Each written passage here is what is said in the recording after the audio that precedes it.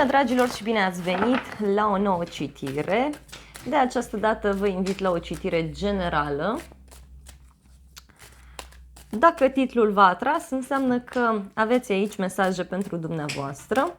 Iar pentru cei care vă doriți citiri pe zodii, câte o citire pentru fiecare semn zodiacal, vă aștept cu drag pe celălalt canal de YouTube, Tarot, Soare și Lună. Am lăsat linkul în primul comentariu pentru cei care doriți.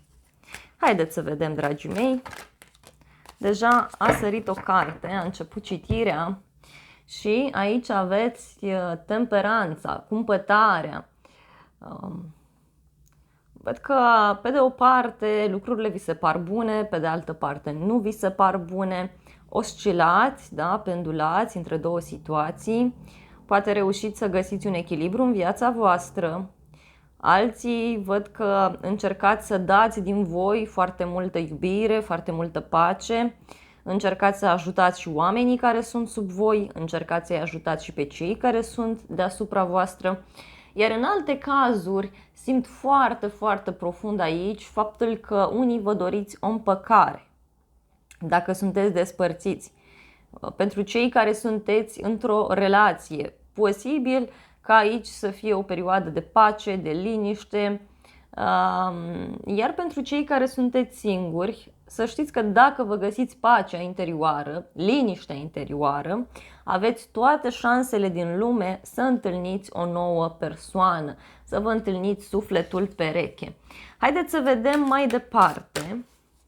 Voi mai cere mesaje suplimentare. Wow!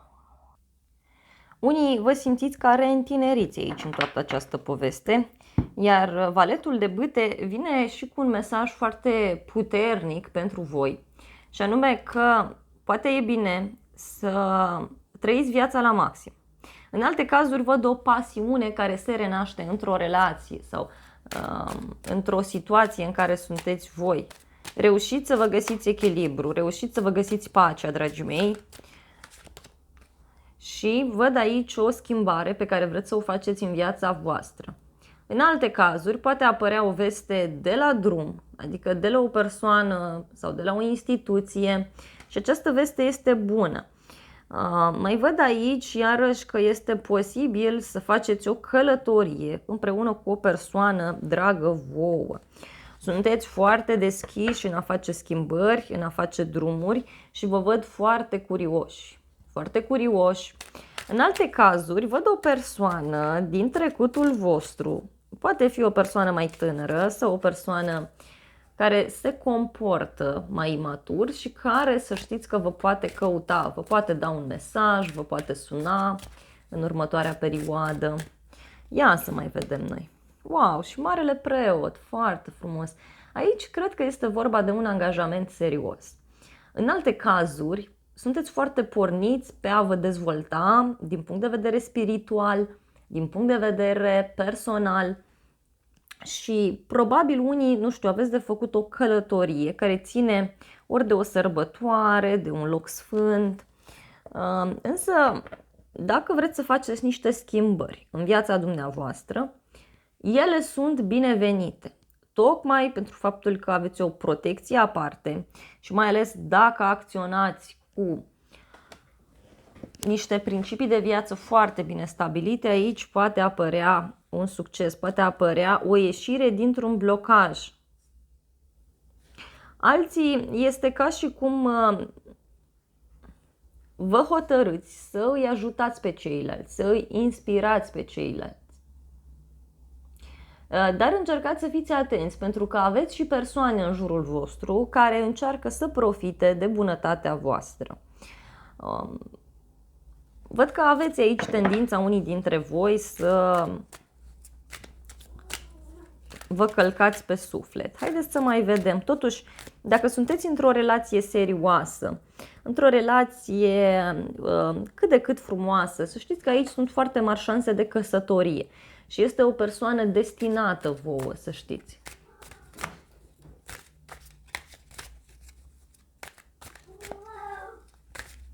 Da, acesta este motanul, nu știu ce vrea să vă spună. Unii văd că sunteți într-o perioadă în care vă respectați foarte mult, o perioadă în care încercați să vă impuneți foarte mult punctul dumneavoastră de vedere și asta este extraordinar de bine, dragii mei. Posibil să primiți o veste bună, iarăși, care ține de o instituție, care ține de acte, hârtii, documente. Iar în mod special pentru femei, să știți că este un moment special pentru voi, în care puteți să ajungeți la îndeplinirea țelurilor dumneavoastră. Mai ales dacă începeți să vă respectați, să vă iubiți, să impuneți un anumit respect și celorlalți, da? În egală măsură. Pentru bărbați, posibil să apară o nouă persoană sau să vi se aprindă o flacără în inimă pentru cineva anume. Este adevărat, vă este teamă, dar e bine să mergeți înainte. Pentru femei, văd aici foarte intens faptul că se naște o speranță în inima voastră pe măsură ce lăsați trecutul în urmă, pe măsură ce puneți punct la un anumit mod de a vă manifesta.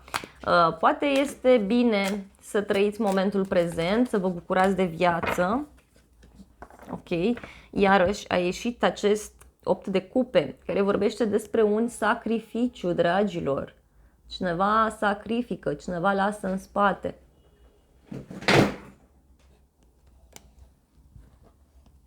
Vă călcați pe inimă. Sunteți într-o perioadă de renaștere, cei mai mulți dintre voi. Indiferent că sunteți femeie sau că sunteți bărbat. Unii văd că vă apropiați mai mult de zona aceasta spirituală, sunteți mult mai așezați, ia uitați. Și în cadrul familiei, să știți că aici dobândiți o putere mai mare sau la locul de muncă începeți să fiți mai mult respectați. Pentru cei singuri, v-am spus că poate apărea o persoană nouă, mai ales dacă voi sunteți pe un drum de schimbare. Și această persoană vrea ceva foarte stabil cu voi. Chiar văd aici clar o căsătorie, dar o căsătorie serioasă care poate să dureze mult. Mai ales pentru cei care vă aflați într-o relație. Să știți că lucrurile se clarifică.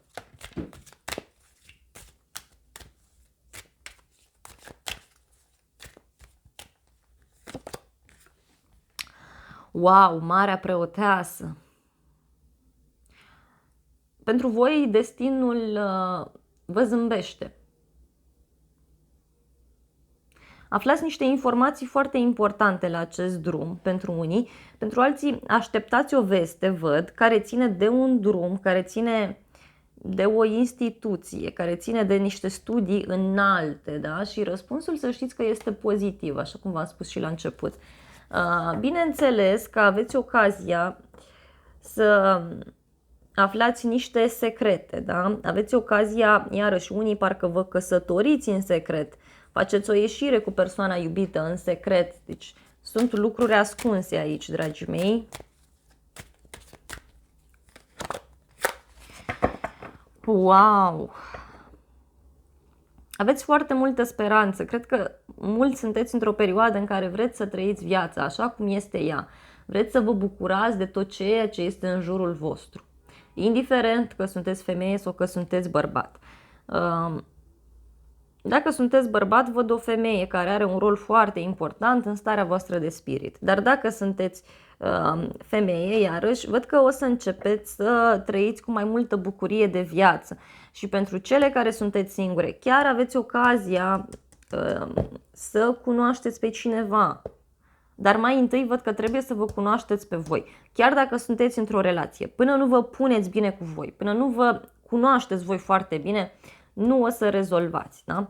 În alte cazuri, da, dacă sunteți într-o relație de trio, este adevărat, apare o rivală la orizont sau un rival, dar care o să plece, da? Sau care o să vă facă o surpriză. Pentru că aici apar noutăți, dragilor.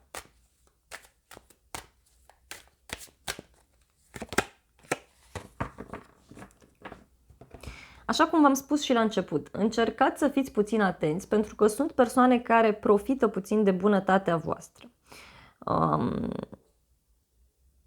E bine totuși să luați decizii așa cum simțiți, așa cum vă dictează spiritul.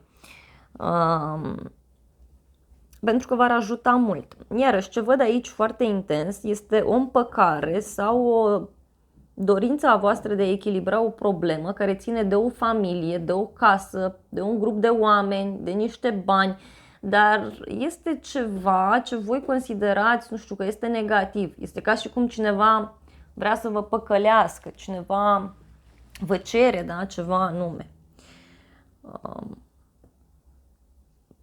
Poate fi o persoană care are autoritate asupra voastră. Și poate chiar această așteptare vă pune pe voi pe gânduri. Foarte, foarte frumoasă citirea până acum. Vreau să vedem și la baza pachetului ce este. Este un 6 de cupe, deci un suflet pereche. Dacă sunteți singuri, aveți toate șansele să cunoașteți pe cineva, dar v-am spus în ce context. Iar dacă sunteți într-o relație cu cineva, iarăși, să știți că această relație este de suflete pereche și este o relație karmică din care voi trebuie să învățați să vă respectați mai mult, să vă iubiți, să vă apreciați și în unele cazuri puteți să treceți printr-o perioadă în care tot răul poate ieși afară din viața voastră. Ia uitați, ce noutate plăcută, o veste de pace, cupa iubirii. Foarte frumos, dragii mei. Haideți să vedem și zodiile implicate, dar, repet, nu este neapărat nevoie să aveți legătură cu aceste semne zodiacale. Văd așa, Săgetător, Taur, Capricorn, foarte puternice. Și zodii de foc, Leu, Săgetător, Berbec. Zodii de apă, iarăși foarte puternic, Rac, Scorpion, Pești. Și în mare parte cam atât. Zodii de aer mai puțin. Ba nu, se văd și zodii de aer, Gemeni, Vărsător, Balanță. Dar, repet, nu este neapărat nevoie să aveți de-a face cu unul dintre aceste semne zodiacale.